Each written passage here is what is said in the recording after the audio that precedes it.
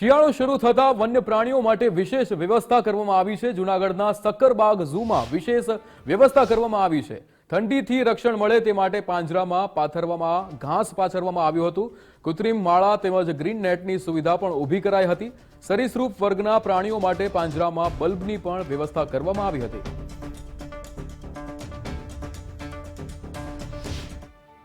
અંદર એન્ટ્રી થયા બાદ શિયાળાનો માહોલ છે મસ્ત સારો એવો। તો અમે એવું જોયું, નિરીક્ષણ કર્યું કે સક્કરબાગની અંદર જે વ્યવસ્થા પ્રાણીઓને, જાનવરને, સાપને બધાને જે આપવામાં આવેલી છે બહુ અદ્ભુત ને બહુ સારી છે।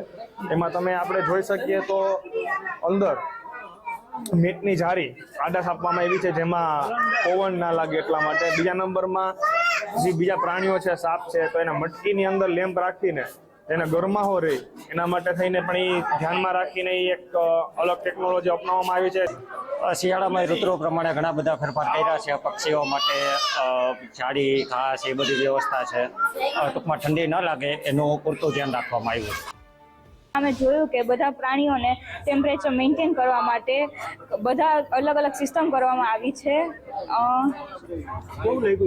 જેમ કે માંસ કે કોઈ પ્રાણીઓને ઠંડી લાગે એના માટે ઉપર નેટ રાખેલી છે। કેજવાળા પ્રાણીઓ, કેજમાં રહેતા હોય પ્રાણીઓને લાઇટની સિસ્ટમ રાખીએ જેથી તેનું ટેમ્પરેચર મેન્ટેન રહે અને શિયાળામાં પ્રાણીઓને વધારે ખોરાક પ્રોવાઈડ કરવામાં આવે છે। માંસાહારી પ્રાણીઓ, તૃણાહારી પ્રાણીઓ, સરીસૃપ પક્ષીઓ એ બધા માટે અમારી તરફથી એક તો આની ખોરાકમાં વધારે કરવામાં આવ્યો છે। ખોરાક વધારવાથી આનો જો મેટાબોલિઝમ છે આ થોડો આમાં એવો ફરક પડે છે અને આને જો ઠંડ છે આ થોડી ઓછી લાગે છે। આને અલાવા અમારી જો વેટનરી ડોક્ટરની જો ટીમ છે એ સીસીટીવી દ્વારા 24 કલાક અને સતત આનું મોનિટરિંગ ચાલુ રહે છે। અને આને ઉપરાંત જેટલા પણ એન્ક્લોઝર્સ છે આમાં તમામ એન્ક્લોઝર્સમાં ગ્રીન નેટની વ્યવસ્થા પણ ઊભી કરવામાં આવી છે।